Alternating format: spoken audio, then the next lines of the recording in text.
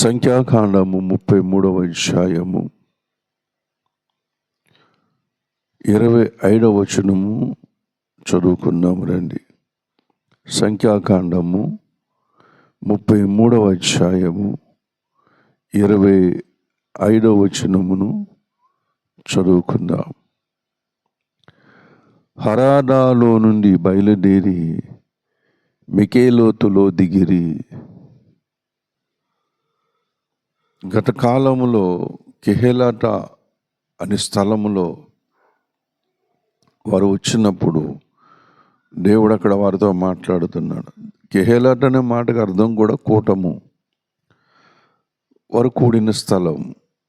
ఇక్కడ మికేలోతు అనే మాటకు కూడా కూటములు, కూటమి అని అర్థం. కానీ దేవుడు అక్కడ మాట్లాడుతున్న మాట వేరు, అక్కడ వాళ్ళకి నేర్పుతున్న అనుభవం వేరు, ఇక్కడ నేర్పుతున్నటువంటి అనుభవం వేరు.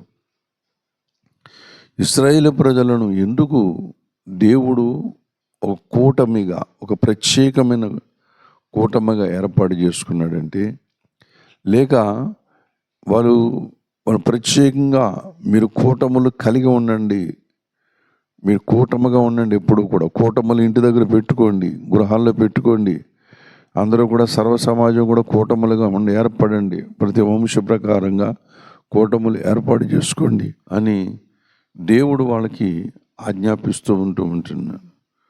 ప్రభునందు ప్రియమైనటువంటి వాళ్ళరా, కూటమి లేక కూటములు ఎందుకొరకంటే ఒక నిర్దిష్టమైనటువంటి లక్ష్యమును సాధించడానికి ఏర్పడినటువంటిదే కూటములు లేక కూటమి. ఒక నిర్దిష్టమైన లక్ష్యమును సాధించుట కొరకై ఏర్పడినదే కూటములు లేక కూటమి. ఒక నిర్దిష్టమైన ఒక లక్ష్యం అనగా దేవునికి ఒక ప్రత్యేకమైన ప్రణాళిక ఉన్నది. ఈ భూమిని సృష్టించడములో, ఈ సృష్టి చేయటములో, యుగములు నిర్మించటములో, అలాగే ఆఖరి యుగముల యొక్క అంతముందు అనగా ఈ ఆఖరి యుగముందు ఆదామును ఏదెన వనములో తన పోలిక చొప్పున తన స్వరూపమందు నరుని చేయటములో దేవుని యొక్క సంకల్పం ఉన్నది, దేవుని చిత్తమున్నది. ఆ చిత్తమును నెరవేర్చుట కొరకై దేవునికి ఒక గొప్ప ఆలోచన, ప్లాన్ ఉన్నది. ఈ సృష్టి యావత్తు కూడా ఆయన ప్లాన్ ప్రకారంగా జరుగుతూ ఉంటున్నది. ఈ సృష్టిలో ఉన్న ప్రతిదీ కూడా ఆయన మాట వింటున్నాయి, ఆయన చిత్తానికి లోబడుతూ ఉంటున్నాయి. ఆయన మాట వింటూ ఆయన చిత్తమునకు లోబడుతూ ఉంటున్నాయి. అందుకని కీర్తనల గ్రంథంలో చెబుతాడు, సమస్తమును నీకు సేవ చేయుచు ఉన్నవి.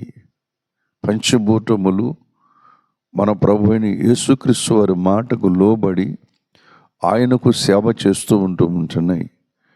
ఎందుకంటే దేవునికి ఒక నిర్దిష్టమైన ప్రణాళిక, నిర్దిష్టమైనటువంటి ఒక ఉద్దేశం, మరి ఆ గోలుకి చేరుకోవడం లేక ఆ యొక్క ఉద్దేశమును నెరవేర్చడానికి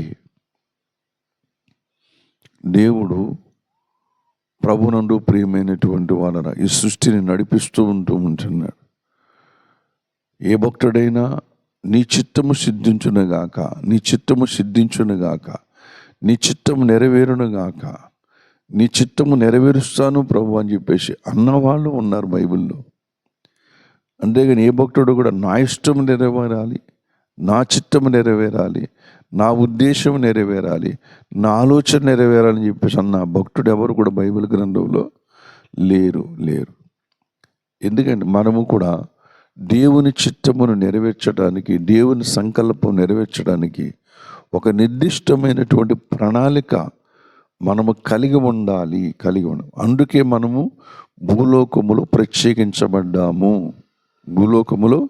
ప్రత్యేకించబడ్డామనే సంగతిని దేవుడు తన చిత్తమును బయలుపరుస్తూ ఉంటున్నాడు. దేవుని బిడ్డలారా, ఇశ్రాయేలు ప్రజలు వాళ్ళు తప్పిపోయేవారని కూడా దేవుడికి తెలుసు. మాటలోను, ఆలోచనలోను, మరి చిన్న సమస్య వచ్చినప్పుడు తప్పిపోతారని కూడా దేవుడికి తెలుసు.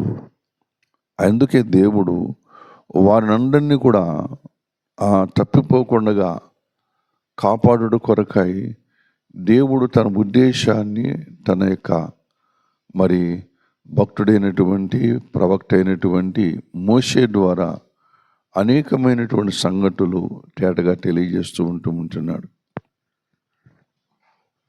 అనేకమైన సంగతులు దేవుడు మనకు తెలియజేస్తూ ఉంటున్నాడు. సంగతి మనము బైబిల్ గ్రంథములో గ్రహించవలసిన వారమై ఉంటున్నాం. ఆ ఉద్దేశమును తప్పిపోకూడదు. ఆ ఉద్దేశములు అంటే దేవుడు ఎంతైనా ఆస్వాదిస్తూ ఉంటాడు, ఎంతైనా దీవిస్తూ ఉంటాడు. ఆయన దగ్గర దీవులకి ఏమి కొదువు లేదు, ఆశీర్వాదాలకి ఏమి కొదువు లేదు. ఏమండి, ఆయన దగ్గర మరి ఇది లేదు అనడానికి లేదు. అన్నీ కూడా సర్వ సమృద్ధి అన్నీ ఉన్నాయి. ఆయన చేతుల్లోంచే మనము ప్రతి ఆశీర్వాదము కూడా తీసుకోవాలి. ఎప్పుడు ఆయన చిత్తము నెరవేరుస్తూ ఉన్నప్పుడు, ఆయన సంకల్పమును నెరవేరుస్తూ ఉన్నప్పుడు మనము అందరము కూడా క్రైస్తవ యేసు ప్రభుని ఎంతమంది అయితే రక్షకునిగా అంగీకరిస్తున్నారో వారందరూ కూడా దేవుని వాక్యముతో కలిసి సహవాసం చేస్తూ ఉన్నప్పుడు, దేవుని వాక్యముతో కలిసి ఉన్నప్పుడు, దేవుని బిడ్డలారా, దేవుడు ఆనాడు అపొస్తల కాలములో సంఘమును చూసి అనేక మంది భయపడ్డారు. ఈనాడు కూడా సంఘమును చూసి భయపడతారు అని దేవుడు తన సంకల్పం గురించి చెబుతూ ఉంటున్నాడు. ఎందుకంటే అద్భుతములు జరుగుతున్నాయి, ఆశ్చర్యకార్యాలు జరుగుతూ ఉంటున్నాయి. ఆ కాలంలో వాళ్ళు ఐక్యముగా కూటములుగా కూడుకుంటూ ఉంటున్నారు. పౌలు ఎక్కడ పరిచయం చేసినా, పేతురు ఎక్కడెక్కడికి వెళ్ళి పరిచయం చేసినా, మత్తయి ఎక్కడెక్కడికి వెళ్ళి పరిచయం చేసినా, అలాగే అంద్రే ఎక్కడెక్కడికి వెళ్ళి పరిచయం చేసినా, యేసు ప్రభు శిష్యులు అనబడిన వారు ఎక్కడికెక్కడికి వెళ్ళి, స్త్రీలు కూడా, అందులో స్త్రీలు కూడా ఉన్నారు. స్త్రీలు కూడా సువార్తికురాండ్రుగా వారు ఎక్కడికెక్కడికి వెళ్ళి పరిచయం చేసినా సరే, ఒక రోజున మళ్ళీ వారంలో ఒక రోజున అందరూ కలిసి కూడుకునేవారు. ఆ అనుభవాలు పంచుకుంటూ వాళ్ళు ఐకమత్యము కలిగిన వారుగా కనబడుతూ ఉంటున్నారు. అందుకనే వాళ్ళు వరదెల్లి వారి విశ్వాసము గ్రంథస్థం చేయబడి వారి మాదిరికరమైన జీవితాన్ని మనకు పాఠాలుగా దేవుడు మనకి ఇస్తూ ఉంటున్నాడు. కనుక ప్రభునందు ప్రియమైనటువంటి వాళ్ళరా, మనము తప్పిపోకుండా ప్రతి విషయములో కూడా జాగ్రత్త పడదాం. మన దృష్టి లోకం వైపు కానీ, మన దృష్టి మనుషుల వైపు కానీ, మన దృష్టి నాయకుల వైపు కానీ, మన దృష్టి ప్రభునందు ప్రియమైన లోకములో ఉన్న వాటిపై వెళ్ళకుండగా మన దృష్టి ఏంటంటే విశ్వాసమును కర్తయు దాన్ని కొనసాగించువాడైనా యేసు వైపు చూస్తూ అంటూ ఉంటాడు. హెబ్రీ రాసిన పత్రిక 2వ అధ్యాయం 1వ వచనంలో. అలాగే హెబ్రీ రాసిన పత్రిక 3వ అధ్యాయము 1వ వచనంలో కూడా అంటూ ఉంటాడు ఏంటంటే, యేసు మీద లక్ష్యం ఉంచండి. ఎవరి మీద? యేసు ప్రభు మీద లక్ష్యం ఉంచండి. అది ఆయనకు తెలుసు. మనం ఎలా నడవాలో, మనల్ని ఎలా నడిపించాలో ఆయనకు బాగా తెలుసు. కాబట్టి ఆయన మీద లక్ష్యం ఉంచండి. నీ ఇంటిలో, నీ ఒంటిలో మరి వచ్చిన ప్రతి సమస్య కూడా ఆయనకి తెలుసు. నీ లేమి ఆయనకి తెలుసు, నీ బాధ ఆయనకి తెలుసు, నీ కష్టము కూడా ఆయనకి తెలుసు. కానీ ఆ కష్టములో దేవుడు మనను పరిపూర్ణమైనటువంటి దేవుని సౌందర్యములోనికి మలచడానికి దేవుడు మనం నడిపిస్తూ ఉంటాడు. ప్రతి వారు కూడా జాగ్రత్తగా ఆ అనుభవమును నేర్చుకొని, అనుభవాలు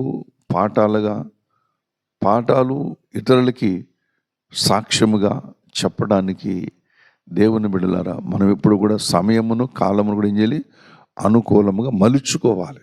ప్రతి విషయము కూడా మనకు అనుకూలముగా మలుచుకోవాలని దేవుని వాక్యము మనకి తేటగా తెలియజేస్తూ ఉంటున్నారు. ఇక్కడ ఎందుకు కూటములుగా కూడుకోమన్నాడు, ఐక్యత కలిగి ఉండమన్నాడు? ఒక నిర్దిష్టమైన లక్ష్యమును సాధించాలంటే మీరందరూ కూడా ఈ విధంగా ఉండాలి. అలా ఉండడానికి దేవుడు వాళ్ళకి ఏమిచ్చాడంటే ధర్మశాస్త్రం అక్కడ ఇస్తూ ఉంటున్నాడు. హల్లెలూయా. ఏమిస్తున్నాడు? ధర్మశాస్త్రమును బోధించగలిగినటువంటి, దేవుని మనసును వివరించగలిగినటువంటి సేవకుడిని, సిద్ధపరచగలిగినటువంటి అహరోనుని, ప్రభునందు ప్రియమైనటువంటి వాళ్ళ ఆదరించగలిగిన తల్లి మిరియామును దేవుడు ఇశ్రాయేలు సమాజానికి ఇస్తూ ఉంటున్నాడు. వారికి ఇచ్చి ఆ ధర్మశాస్త్రం అంతటిని కూడా బోధిస్తూ ఉంటున్నాడు. అందుకనే చెబుతూ ఉంటున్నాడు, అపొస్తలుల కార్యములు 7వ అధ్యాయము 53వ వచనములో మరి శపను ఆనాడు ఇశ్రాయేలు ప్రజలకును మరి ఈనాడు మనకును కూడా తెలియజేస్తున్న మాట ఏంటంటే, దేవదూతల ద్వారా నియమింపబడిన ధర్మశాస్త్రమును మీరు పొందితిరి కానీ దానిని గైకొనలేడని చెప్పాను. నిర్దిష్టమైనటువంటి సంకల్పాన్ని, లక్ష్యాన్ని సాధించడానికి దేవుడు వారికి ఏమిచ్చాడంటే, దేవుని బిడ్డలారా, ధర్మశాస్త్రమును దేవుడు వాళ్ళకి ఇచ్చాడు. ఈ ధర్మశాస్త్రము ఎలా నియమించబడింది? దేవదూతల ద్వారా. ఈ ధర్మశాస్త్రాన్ని దేవుడు ఎలా నియమించాడు? దేవుడే దానికి ప్రధాన శిల్పి, కారకుడు. దేవుడే దాని నిర్మాణకుడు. ధర్మశాస్త్ర నిర్మాణకుడు దేవుడే. కానీ దేవుడు ఆయన రాజ్యములో, ఆ పరలోకములో దేవదూతల ఒక సభ ఒకటి ఉన్నది. మనం ఎలాగైతే కొన్ని కుటుంబ నడిపించడానికి, కుటుంబ క్షేమం కొరకు, కుటుంబ అభివృద్ధి కొరకు మరి కొన్ని ప్రణాళికలు వేసుకుంటూ ఉంటాము. అలాగే పరలోకములో కూడా దేవునికి ఒక ఆలోచన సభ అనేది ఉన్నది. ఆలోచన సభలో దేవుడు ఆ దేవదూతలు కూడా కలిసి మరి ఆలోచన సభలో తీర్మానం చేసుకుని దేవదూతల ద్వారా దేవుడు నియమించినటువంటి ధర్మశాస్త్రమును, 10 ఆజ్ఞలను ఆయన పొందుకున్నారు. ఆ దేవుడు వాళ్ళకి ఇచ్చాడు. మోషే దాని గురించి, 10 ఆజ్ఞల గురించి ఎన్ని సంగతులు ఆ కొండ మీద, మరి ఆ సీనాయి పర్వతం మీద, దేవుని పర్వతం అనబడిన హోరేబు కొండ మీద దేవుడు అనేకమైన సంగతులు దేవుడు మోషేకు చెప్పాడు. ఆ సంగతులు ప్రతిరోజు కూడా చెప్పుకుంటూ వస్తున్నాడు. ఆ సంగతులన్నీ కూడా కలిసి పంచకాండములు అయ్యాయి. ఆ సంగతులన్నీ పంచకాండం: ఆదికాండము, నిర్గమకాండము, లేవియాకాండము, సంఖ్యాకాండము, ద్వితీయోపదేశకాండం. మళ్ళీ చెప్పిందే మళ్ళీ రెండోసారి చెప్పాడు. అందుకని ద్వితీయోపదేశం చెబుతూ ఉంటున్నాడు. ఎందుకు చెబుతున్నాడు? దేవుడు చిత్తమును దేవుడు నెరవేర్చాలి. దేవుని చిత్తము నెరవేర్చడానికి దేవుడు భూమి మీద పూనుకున్నాడు.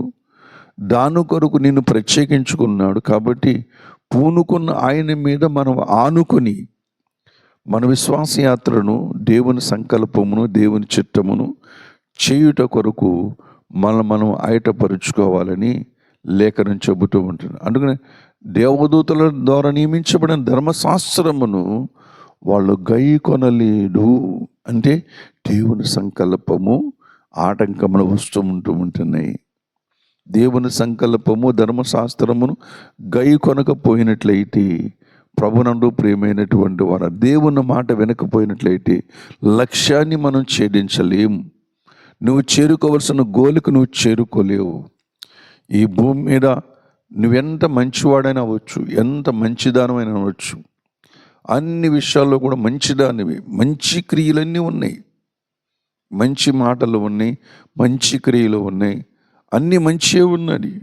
కానీ దేవుని బిడ్డలారా, దేవుని సంకల్పము లేక దేవుని చిత్తము నీకు తెలియకపోయినట్లయితే ఆనాడు ఇశ్రాయేలు ప్రజలు అరణ్యములో రాలిపోయినట్లుగానే రాలిపోతారు. అందుకొరకు దేవుడు వారికి ధర్మశాస్త్రం ఇచ్చాడు.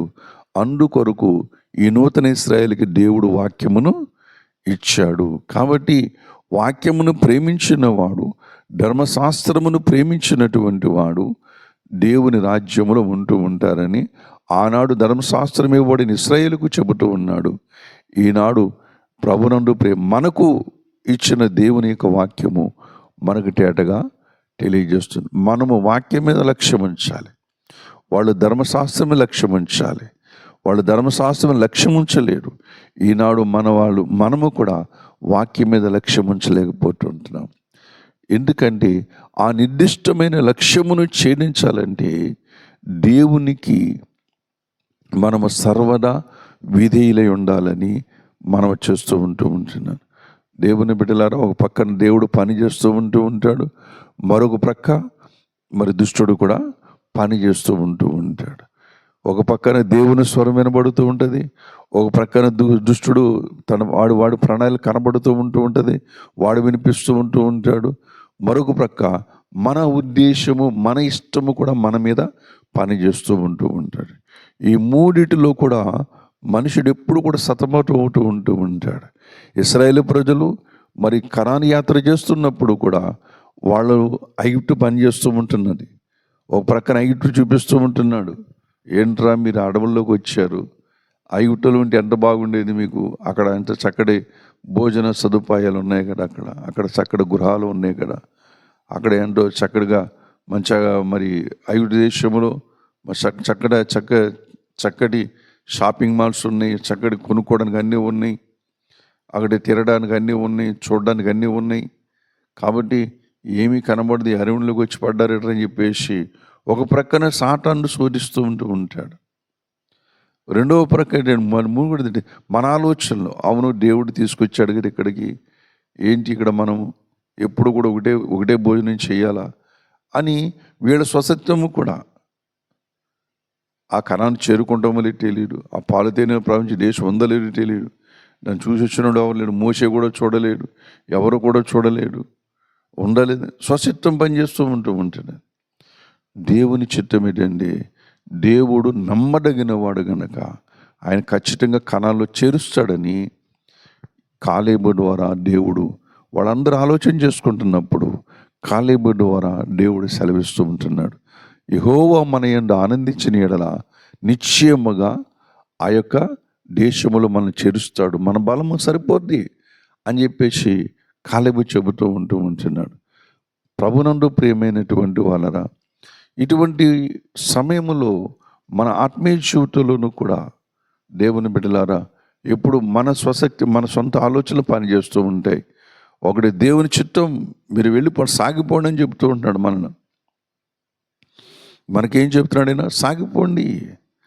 అయ్యో ప్రభు, ఇక్కడ కష్టం వచ్చింది, ఇక్కడ బాధ వచ్చింది, ఇక్కడ శ్రమ వచ్చింది, ఇక్కడ ఈ సమస్యను తట్టుకోలేకపోతూ ఉంటున్నాం అని మనం అక్కడ ఆగిపోతున్న సమయంలో కూడా మీరు ఆగిపోకండి, సాగిపోండి అని దేవుడు వెనుతట్టు ఉండి మనతో మాట్లాడుతూ ఉంటాడు. వెనుతట్టు ఉండి మాట్లాడుతూ మనల్ని ప్రోత్సహిస్తూ ఉంటాడు. దేవుని బిడ్డలారా, కనుక వాళ్ళు ధర్మశాస్త్రమును అనుసరించి నడవకుండగా, లేక దేవుని సంకల్పన అనుసరించి నడవకుండగా దుష్టులకు చాటు చేస్తుడు పని చేస్తూనే ఉంటాడు. ఏదో రకంగా భేదాప్రేలు కలుగు చేయాలి అని కూటమ్మగా ఉండకూడదు, నిర్దిష్టమైన లక్ష్యముని వీళ్ళు చేరుకోకూడదు, కణాల్లోనికి వీళ్ళు వెళ్ళకూడదని సాతానుగాడు ప్లాన్. అందుకని ఇశ్రాయేల్ సమాజంలో కోరవుడు పుట్టాడు, దాతాను పుట్టాడు, అభిరాములు పుట్టాడు. ఎంతోమంది మోషేను దేవుని సంకల్పాన్ని, దేవుని ధర్మశాస్త్రాన్ని నిర్లక్ష్య పెట్టినటువంటి వారు. ప్రభునందు ప్రియమైనటువంటి వాళ్ళన, అలాగే మరి వారి మధ్యన మరి మిశ్రిత జనం ఉన్నారు, వారి మధ్యన మరి రెండవ మనసు కలిగినటువంటి వాళ్ళు ఉన్నారు. అలా కాకుండా మనము నిర్దిష్టమైన ఉద్దేశము కొరకు పిలువబడ్డామని, దేవుని చిత్తము కొరకు నెరవేర్చడానికి పిలువబడ్డామని విశ్వసించి విశ్వాస జీవితంలో ముందుకు సాగిపోవాలని మనవి చేస్తున్నాను. అందుకనే దావీదు కూడా చెబుతూ ఉంటాడు. కీర్తనల గ్రంథము 78వ అధ్యాయములో, కీర్తనల గ్రంథము 78వ అధ్యాయములో 10వ వచనములో ఇలా మాట్లాడుతూ ఉంటాడు. దయచేసి చూడండి. కీర్తన గ్రంథము 78వ అధ్యాయము 10వ వచనము చదువుతున్నాను, శ్రద్ధగా ఆలకించండి. వారి దేవుని నిబంధనను గైకొనకపోయిరి, ఆయన ధర్మశాస్త్రమును అనుసరింపనొల్లకపోయిరి. ప్రభునందు ప్రియమైనటువంటి వాళ్ళరా, వారు దేవుని నిబంధనను ఏం చేయలేదట, గైకొనలేదట. ధర్మశాస్త్రమును అనుసరింపనొల్లక పోయిరి అంటూ. ఎన్నో చిన్న మాట చెప్తాను, ఎన్నో తప్పులు ఉన్నాయి. మన్నాను కురిపించేవాడు ప్రతిరోజు ఉదయం లేచి ముందర పాళెము చుట్టూ మంచు కురిపించేవాడు. మంచు కురిపించిన తర్వాత అప్పుడు మన్నాను కురిపించేవాడు. ఆకాశంలోంచి మన్నా పడుతూ ఉంటున్నది. చక్కటి యాపిల్ పండు అంత సైజులో అక్కడ ఆ మంచుగడ్డల మీద, ఆ మంచులో, మెత్తటి మంచులో ఆ యొక్క పైనుంచి పడుతున్నప్పుడు ఆ మన్నాను ఏరుకుంటూ ఉండేవారు. ఈ మన్నాను ఏరుకుంటూ మరి ఉదయం వెళ్ళి ఏరుకునేవారు. ఉదయం కాలం, మధ్యాహ్నం కాలం, సాయంత్రం కూడా. మళ్ళీ రేపటి ఉంటే మళ్ళీ పురుగు పడుతుంది అది. శనివారం అయితే మరి శనివారానికి ఉదయం, మధ్యాహ్నానికి, సాయంత్రానికి, అలాగే ప్రభు దినం ఆదివారం కూడా, అంటే విశ్రాంతి దినమును కూడా వాళ్ళకి మొత్తం 2 రోజులు సరిపడగా ఆహారము శనివారం కురిపిస్తూ ఉండేవాడు. దేవునికి ఎంత చక్కటి ప్రణాళిక ఉండొచ్చు చూడండి. ఆహార నియమాలలో కూడా ఆయనకి ప్రణాళిక ఉన్నది. ఏం తినాలో, ఏం తినకూడదు, ఆయనకు ఒక ప్రణాళిక, ఒక నిర్దిష్టమైన ఉద్దేశం ఉన్నది. అలాగే ఇచ్చేవారు. కానీ వాళ్ళు ఆదివారం కూడా ఒక శనివారం కూర్చుకునేవాళ్ళు. మళ్ళీ ఆదివారం కూడా కొంతమంది వెళ్ళి ఏం చేయారట, మళ్ళీ అక్కడికి వెళ్ళి పాళెంలోకి వెళ్ళి చూసేవారట అండి. కానీ ఏమి దొరకలేదని బైబిల్ చెప్తుంది. ఇక్కడ ఎందుకు ఈ మాట చెప్తానంటే, దేవుని మాటను అనేకసార్లు వాళ్ళు వినలేడు. దేవుని మాట వినకపోయేసరికి దేవునికి వారి మీద కోపం వస్తూ ఉండేది. దేవుడు వాళ్ళ మీద మరి చిరాకు పడుతూ ఉండేవాడు. దేవుని మాట వినకపోతే దేవునికి మరి కోపము, చిరాకు అనేది కలుగుతూ ఉంటాయి. విసుగు కూడా కలుగుతూ ఉంటుంది. ఎంతకాలం వీళ్ళకి చెప్పాలి, ఎంతకాలం వీళ్ళకి ఇలా చెప్పాలి. ఒకసారి 2 సార్లు 40 సంవత్సరాలు వాళ్ళని భరించాడు ఆయన. 40 సంవత్సరాలు ఏం చేశాడు, వాళ్ళని భరించారు. దేవుని దుఃఖపెట్టారట. ఎవరిని? వాళ్ళు దేవుణ్ణి దుఃఖపెట్టారట. అదే అధ్యాయం 78 అధ్యాయములో 40 వచనములో, అరణ్యమున వారు ఆయన మీద ఎన్నో మారులు తిరగబడి, ఎడారి యందు ఆయనను ఎన్ని మారులో దుఃఖపెట్టిరి. మాటికి వారు దేవుణ్ణి శోధించిరని 78వ అధ్యాయము కీర్తన 40 వచనములో కనబడుతూ ఉంటుంది. దేవుడేమో వాళ్ళేమో ఒక కనాను చేర్చడానికి, ఒక ప్రణాళిక ప్రకారంగా కనాను చేర్చడానికి దేవుడు వారు సిద్ధపరుస్తుంటే, దేవుని బిడ్డలారా, వాళ్ళు దుష్టుడికి చోటిచ్చి, అపవాదికి చోటిచ్చి, లోకానికి చోటిచ్చి, వాళ్ళ సొంత అభిప్రాయాలకు చోటిచ్చి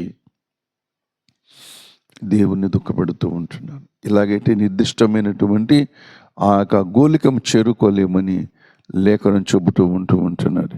ఈ కాలంలో కూడా మన విశ్వాసమును చెడగొట్టే దుష్టుడు ఉన్నాడు. ఐక్యతను చెడగొట్టే దుష్టుడు ఉన్నాడు. విశ్వాసమును చెడగొట్టాడు, ఐక్యతను కూడా చెడగొట్టాడు. నేటి క్రైస్తవ సమాజం, దేవుని బిడ్డలారా, ఆనాడు ఇశ్రాయేలు కంటే ఈనాడు అరణ్యములో ఉన్న ఇశ్రాయేలు కంటే మరి ఘోరముగా ఉన్నది.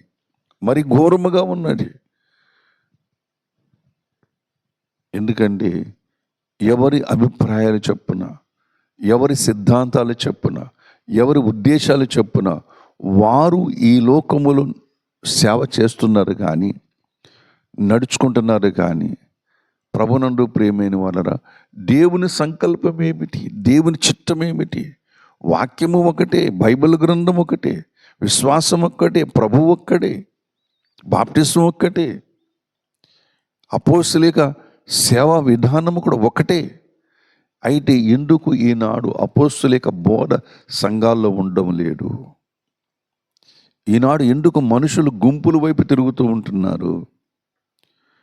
నిజంగా ఈ భూమి మీద దేవుడు సిద్ధపరిచిన సంఘమును చిన్నాభిన్నము చేయటములో సాతాను చాలా వరకు వాడు మరి విజయం సాధించుకున్నాడు. పాడు చేయటానికి, మనుషుల హృదయాలను పాడు చేయటానికి, వాళ్ళ ఆలోచనలను పాడు చేయటానికి, వాళ్ళ అభిప్రాయాలు పాడు చేయడానికి, దేవుని నిర్దిష్టమైన ఉద్దేశమును పాడు చేయడానికి వాడు పూనుకున్న పనిలో చాలా వరకు వాడు విజయం సాధించాడు, చెడగొట్టడంలో విజయం సాధించాడు. ప్రభునందు దానిని కూడా దేవుడు మంచి అవకాశంగా మలుచుకుంటూ ఉంటాడు. ఈనాడు చూడండి, ఒక సంఘం అంటే ఒక సంఘానికి పడదు. ఇప్పుడు విశ్వాసులు చూడండి, వాళ్ళకి పెద్ద గుంపు కావాలి, ఏంటి, వాళ్ళకి పెద్ద గుంపు కావాలి. మనుషులు వాళ్ళ ఉద్దేశాలు, కానీ వాక్యము ఎక్కడ నిన్ను చెక్కే వాక్యం ఉన్నది, ఎక్కడ నేను దేవుని ఉద్దేశమును దేవుని చిత్తమును నడిపించే వాక్యం ఉన్నది, ఏది అసలు సిసలైన బోధ, ఏ బోధను అనుసరించాలని ఈనాడు బెరయా సంఘస్థుల్లాగా దేవుని సంఘములోని విశ్వాసులకు హృదయములు కలగటల ఆలోచనలు కలగట్లా. నేను ప్రార్థన చేస్తున్నాను, నేను బైబిల్ చదువుకుంటూ ఉంటున్నాను, నేను ప్రార్థన చేస్తున్నాను, నేను బైబిల్ చదువుకుంటూ ఉంటున్నాను, కానుకలు ఇస్తూ ఉంటున్నాను, సమాజ కూటాలుగా అటెండ్ అవుతున్నాను, అప్పుడప్పుడు దేవుడు నాకు సమయించగలిగి సాక్ష్యం చెబుతూ ఉంటున్నాను అని అనుకుంటూ ఉంటున్నారు. మంచివే ఇవన్నీ కూడా.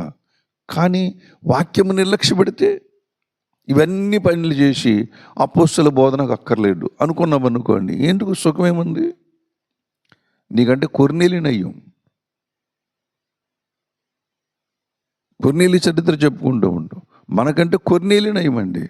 ఎందుకంటే కొర్నేలి నీతిపరుడును యథార్థపరుడైనటువంటి వాడు, ప్రభునందు దాన ధర్మములు చేస్తున్నటువంటి, నిత్యము దేవునికి ప్రార్థన చేస్తున్నటువంటి వాడు, దేవుని మాటకు లోబడ్డాడు.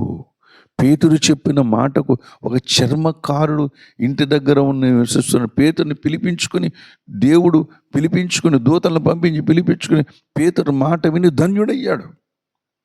ఆయన మంచి పనులన్నీ కూడా దేవుని మాట వినటం బట్టి ధన్యుడయ్యాడు. అలాగే విశ్వాస జీవితంలో మన జీవితంలో ఎన్ని మంచి పనులు ఉన్నాయి, కానీ దేవుని మాటను పక్కన పెడితే, లేదా అపోస్తలిక బోధన పక్కన పెడితే, నీ మంచితనం అంతా పేతురు కొర్నేలి దగ్గర రాకపోతే, కొర్నేలి చరిత్ర అయితే కనుమరుగైపోతాడు. దేవుని వాక్యం దగ్గరకు ఇన్ని మంచి పనులుండి నువ్వు దేవుని వాక్యం దగ్గర రాకపోయినట్లయితే, అపోస్తల బోధలోనికి రాకపోయినట్లయితే, ప్రభునందు ప్రియమైనటువంటి వారు, దేవుని సంకల్పం నీ పట్ల వృధా అయిపోతూ ఉంటుంది. నీకు నీవే చేసుకుంటావు. ఆయన బోధిస్తూనే ఉన్నాడు, సేవకుల ద్వారా, అపోస్తలుల ద్వారా, ప్రవక్తల ద్వారా మనతో మాట్లాడుతూ ఉంటున్నారు. ఇదిగో మీరు దేవుని వైపు చూడండి, వాక్యం వైపు చూడండి, వాక్యం మీద లక్ష్యం ఉంచండి. సంఘాల్లో విభిన్నమైన భేదాభిప్రాయాలు, ఆరాధనలో భేదాభిప్రాయాలు, ప్రభు బలలో భేదాభిప్రాయాలు, బాప్టిసములో భేదాభిప్రాయాలు, విశ్వాసములో భేదాభిప్రాయాలు, సంఘ నామకరణములో భేదాభిప్రాయాలు, అనేక ఒకటి రెండు కాదండి, చాలా చాలా చాలా.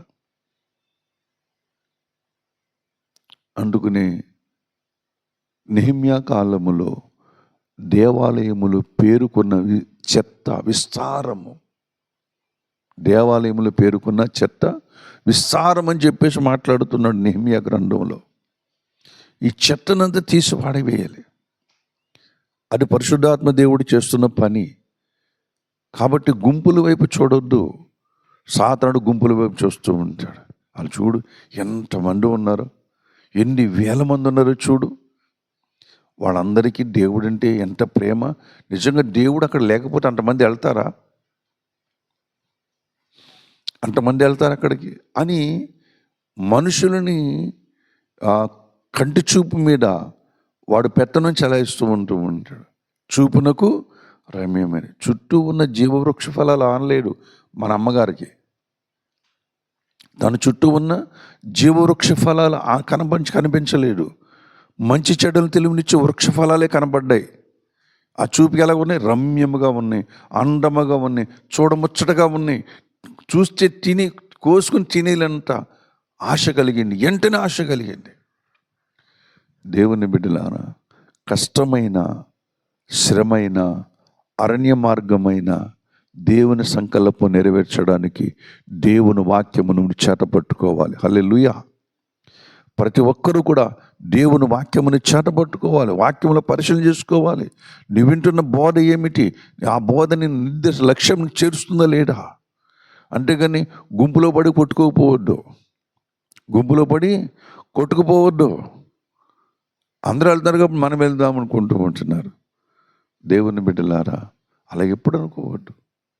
ఇదే సాతాను యొక్క ప్లాన్. అక్కడ వాడికి విజయం పొందుతాడు, అక్కడ నీ మీద విజయం పొందుతూ ఉంటాడు. వాడు చేస్తున్నటువంటి ఆ యొక్క పనిలో వాడు విజయం సాధిస్తూ ఉంటాడు. కానీ ఎప్పుడైతే దేవుని వాక్యము దగ్గరకు వచ్చావో, వాక్యము నీ పాదములకు దీపముగా, నీ త్రోవకు వెలుగుగా ఉంటున్నది. కనుక ఆ త్రోవను మరి మనం కలిగి ఉండాలంటే విశ్వాసమును చెడగొడుతున్నటువంటి ఐక్యతను చెడగొడుతున్నటువంటి సాతాను మీద మనం యుద్ధం ప్రకటించాలి. నిర్దిష్టం ఇచ్చాడు, వాడికి ధర్మశాస్త్రం ఇచ్చాడు, మనకు వాక్యం ఇచ్చాడు, అపొస్తలుల బోధ ఇచ్చాడు. మనకి ధర్మశాస్త్రం ఇచ్చిన వాళ్ళకి ప్రత్యక్ష గుడారం ఇచ్చాడు. వాక్యం ఇచ్చిన మనకు మన ప్రభువుని యేసుక్రీస్తు ఇచ్చాడు. ఆయనే ప్రత్యక్ష గుడారమునకు నమూనా. ఆయన దగ్గరికి ఎలాగెళ్ళాలో, ప్రత్యక్ష గుడారములకి ఎలాగెళ్ళాలో, ప్రభునందు విరిగిన మనసుతో మనం ప్రభు దగ్గరికి వెళ్ళగలరు. దేవుడు మనకు చెబుతూ ఉంటున్నాడు. దానికి సంబంధించి అపొస్తలులు బోధిస్తూ ఉంటున్నాడు. ఆ బోధను చెడగొడుతున్నటువంటి అనేక మంది కలిపి చెరిపెడేవారు అనేక మంది వచ్చేసారు, కొల్లలుగా వచ్చేసారు. ప్రభునందు కొంతమంది స్వస్థతలని, కొంతమంది పేర్లు పెట్టి పిలవడమని, కొంతమంది నూనెలని, కొంతమంది ఏమో కచ్చిపులని, కొంతమంది ఏమో నానా రకరకాలైనటువంటి విభిన్నమైన బోధలతో వచ్చేసారు. వెలుగుదూత సాతానుడు తానే వెలుగుదూత వేషం వేసుకుని మనుషుల మధ్య సంచరిస్తూ ఉంటున్నాడు. ఎన్నెన్ని భేదాభిప్రాయాలు ఉన్నాయి. ఏమండి, దేవుడు భేదములకు కర్త కాడు, అల్లరికి కర్త కాడు. ఆయన సమాధానకర్త అని చెప్పేసి మాట్లాడుతూ ఉంటున్నాడు. ప్రభునందు ప్రియమైనటువంటి వాళ్ళ ఐక్యతను ఎప్పుడైతే చెడగొడతాడో నిర్దిష్టమైన లక్ష్యము నీ జీవితంలో నువ్వు సాధించు. అందుకనే భక్తులు పడిపోతూ ఉంటున్నారు. అందుకనే భక్తులు వారి జీవితము, వారి సేవ కూడా నిర్వీర్యమైపోతూ ఉంటున్నది. దేవుని బిడ్డలారా, అందుకని అన్నాడు కదా, మనము దేవుడిస్తున్నటువంటి జ్ఞానమునకు, దేవుడిస్తున్నటువంటి లక్ష్యమునకు మనం ప్రత్యేకించబడి ఆ లక్ష్యములో సాగిపోవాలి. అదే జ్ఞానము, అదే దేవుని యొక్క ఆలోచన. ఒక మాట చదవండి, చదువుకుని ముగించేసుకుందాం. సామెతల గ్రంథం 18వ అధ్యాయం, సామెతల గ్రంథము 18వ అధ్యాయము 1వ వచనం చదువుతున్నాను. వేరుండగోరువాడు చేచ్చానుసారముగా నడుచువాడు, అట్టివాడు లెస్సైన జ్ఞానమునకు విరోధి అంటూ ఉంటున్నాడు. అనగా అపొస్తలిక బోధలో నుంచి వేరుగా ఉండాలని అనుకుంటున్నటువంటి వాడు. దేవుని జ్ఞానం అది, ధర్మశాస్త్రం ఇశ్రాయేలుకి ఇచ్చాడు. ఈనాడు మనకి నూతన ఇశ్రాయేలుకి, సంఘానికి అపొస్తలిక బోధన ఇచ్చాడు. దానికి కొన్ని ప్రణాళికలు ఉన్నాయి, పారంపర్యాచారాలు ఉన్నాయి. అలాగే మరి ధర్మశాస్త్రమునకు ఆజ్ఞలు ఉన్నాయి, కట్టడలు ఉన్నాయి, విధులు ఉన్నాయి. ఆజ్ఞలు, కట్టడలు, విధులు ఉన్నాయి. అలాగే అపొస్తలిక బోధకు ప్రభునందు ప్రియమైనటువంటి వాళ్ళరా మరి పారంపర్యాచారములు కూడా ఉన్నవి. సంఘములో మనుషులు ఎలా నడుచుకోవాలో బైబిల్ గ్రంథములో ఉన్నాయి. ప్రతి విషయం కూడా బైబిల్ గ్రంథం చెబుతూ ఉంటుంది. జనులు ఎలా నడుచుకోవాలో, ఎలా ప్రభు బలను ఆచరించాలో, ప్రభుని ఎలాగ ఆరాధించాలో, ఎలా ప్రభు బలను తీసుకోవాలో, ఎలా బాప్టిజం పొందాలో, మంచి పనులు ఎలా చేయాలో, సాక్ష్యం ఎలా ఇవ్వాలో, నీ కుటుంబాన్ని ఎలా నడిపించుకో, అన్ని పనులు కూడా బైబిల్ గ్రంథంలో ఉన్నాయి. కానీ ఈనాడు దానిని నిర్లక్ష్యపెడుతూ ఉన్నారు. దేన్నైతే లక్ష్య పెట్టమని చెప్పాడో దాన్ని నిర్లక్ష్య పెడుతూ ఉంటున్నారు. అందుకొరకే పౌలు ప్రయాసపడ్డాడు. వాక్యమును లక్ష్య పెట్టండి, వాక్యమును చూడండి, దేవుడు ఏం చెప్తున్నాడు ఆ ప్రకారం నడుచుకోండి. మేము తెచ్చే బోధన గాక మరే బోధ చేసిన వాడికి వందనాలు కూడా చెప్పొద్దు, వాడితో కలిసి ఉండొద్దని చెప్పేసి మాట్లాడుతున్నాడు. అసలు వందనాలు చెప్పొద్దు అన్నాడు. అపోస్తలుడైన పౌలు గురించి దాని గురించి సాక్ష్యం ఇవ్వట్లేదు. దాని గురించి కేవలం అపోస్తలుడైన పౌలే కాదు సాక్ష్యం ఇచ్చాడు, యోహాను కూడా సాక్ష్యం ఇస్తూ ఉంటున్నాడు. యేసుప్రభు తర్వాత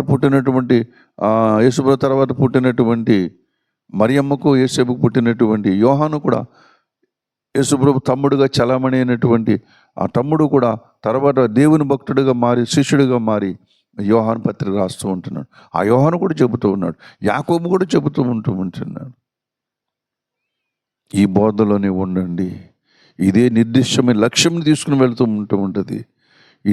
ఈ బోధే మిమ్మల్ని దేవునితో సమాధానపరుస్తుంది, దేవుని పోలుకు నడిపిస్తూ ఉంటుంది, దేవుని ప్రణాళిక నెరవేరుతూ ఉంటుంది. కాబట్టి దేవుని బిడ్డలారా, ఓ ఇశ్రాయేలు ప్రజలారా, మరి మకేలోతులో అలగిచ్చిన అనుభవం ఏంటంటే కూటమిగా ఉండండి, చెదిరిపోకండి. అనగా మరి దుష్టుడు ఆలోచన చెప్పని మీరు నడవకండి, మీ సొంత బుద్ధుల తర్వాత మీరు నడవకండి, నేను ఎలా నడవాలో మీకు ఆజ్ఞాపిస్తూ ఉంటున్నాను. మోషే ఉన్నాడు, మిరియాము ఉన్నది, అహరోను ఉన్నాడు, వాళ్ళ మాట మీరు వినండి. నేను వాళ్ళతో మాట్లాడుతాను, వారు వచ్చి నా మాటలు మీకు తెలియజేస్తారు. ఇదిగో కుమారుడితో మాట్లాడాను, ఆ కుమారుడు ద్వారా పరిశుద్ధాత్మ దేవుడు వచ్చి మీకు నా దేవుని సంకల్పం, దేవుని చిత్తమును, దేవుని బోధను మీకు తెలియజేస్తారు. కాబట్టి పరిశుద్ధాత్మకును సంఘం అపొస్తలుల బోధనకు మీరు లోబడండి అని ఈనాడు మనకు చెప్తున్నాడు, ఆనాడు వాళ్ళకి చెప్పాడు. దేవుని బిడ్డలారా, ఎందుకు విశ్వాసమును కొనసాగించుకోలేకపోతున్నామంటే అనేకమైన భేదాభిప్రాయాలు దుష్టుడు మన హృదయంలో పెట్టేశాడు. ఆ చెత్తనంతా తొలగించుకోవాలి. ఈ విశ్వమంతా కూడా భయంకరమైన చెత్త ఉన్నది, దుష్టుడు నింపేశాడు. లోకములంతా చెత్తే ఉన్నది, విశ్వములో ఉన్నంత చెత్తే ఉన్నది. ఆ చెత్తనంతా ఏరుపారేయడానికి దేవుడు ఆయన పూనుకున్నాడు. ఆ నిర్దిష్టమైనటువంటి ఉద్దేశం నెరవేర్చడానికి దేవుడు లోకములోంచి నిన్ను ఎన్నుకున్నాడు. హల్లెలూయా. ఎన్నుకొని ఆయన సంకల్ప ప్రకారమైన చిత్త ప్రకారమైనటువంటి మరి సంఘములో మనల్ని ఉంచాడు. కాబట్టి దేవుని లెస్సైన జ్ఞానమునకు మనం విరోధులం అవ్వకూడదు, మనం సహకారులం అవ్వాలి. హల్లెలూయా. ఓ ఇశ్రాయేలు ప్రజలారా, మిమ్మల్ని ఐగుప్తు దేశం నుంచి విడిపించానంటే నాకు విరోధులు అవ్వద్దు, మీరు నాకు సహకారులు అవ్వండి. మీకు నూతన లోకం ఇస్తాను, మీకు స్వతంత్ర దేశం ఇస్తాను, పాలు తేనెలు దేశం ఇస్తాను, యుగయుగాల జీవితం మీకు ఇస్తాను అని చెప్పేసి ప్రత్యేకంగా కోరుకున్నటువంటి వాడు ఆయన. అలాగే మన జీవితంలో కూడా కోరుకుంటున్నాడు ఆయన. కాబట్టి దేవుని బిడ్డలారా, దేవుని మాటకు లోబడదాం, దేవుని చిత్తము నెరవేర్చడానికి నిర్దిష్టమైన లక్ష్యం చేరుకోవడానికి వెళ్ళిపోవడం. అందుకని పౌలు అంటూ ఉంటాడు, నేను గురి కలిగి పోరాడుతూ ఉన్నాను, గురి లేని వాని వలె గాలి కొరకు నేను ప్రయాసపడలేడు, గురి కలిగి నేను పోరాడుతున్నాను. ఎక్కువ మాట చదువుకొని ముగించేసుకుందాం. ఫిలిప్పీ రాసిన పత్రిక దయచేసి జ్ఞాపకం చేసుకుందాం. చూడండి, పరిశుద్ధ గ్రంథములో నుండి ఫిలిప్పీ రాసిన పత్రిక 3వ అధ్యాయము 14వ వచనం చదువుకున్నాం. క్రీస్తు యేసునందు దేవుని ఉన్నతమైన పిలుపునకు కలుగు బహుమానమును పొందవలెనని గురి యొద్దకే పరిగెత్తుచూ ఉన్నాను. పౌలుకు గురి ఉన్నది, ప్రారంభం ఉన్నది, గురి ఉన్నది. ఆ గురి దగ్గర చేరిపోవడానికి ఎన్ని శ్రమలైనా పడ్డాడు, ఎంత కరువైన భరించాడు, వస్త్రహీనతను భరించాడు, నిందలు భరించాడు, దెబ్బలు భరించాడు, జైలు భరించాడు, ప్రమాదములు భరించాడు. మరి కపట సహోదరుల వల్ల ఎంతో నష్టపోయాడు. ఎంత నష్టపోయినా సరే దేవుని బిడ్డలారా, ఎన్ని శ్రమలు వచ్చినా సరే మరి పౌలు చేరుకోవాల్సినటువంటి గమ్యమునకు దేవుడు మరి పౌలుని చేర్చినట్లుగా మనం చూస్తూ ఉంటున్నాం. పౌలే అంటున్నాడు, గురి అండి నీటి కిరీటము నా కొరకు ఇక మీద ఉంచబడి ఉన్నదని చెప్పేసి మాట్లాడుతున్నాడు. కనుక ప్రభునందు ప్రియమైనటువంటి వాళ్ళ నీ జీవితంలో దేవుని సంకల్పం నెరవేరాలి.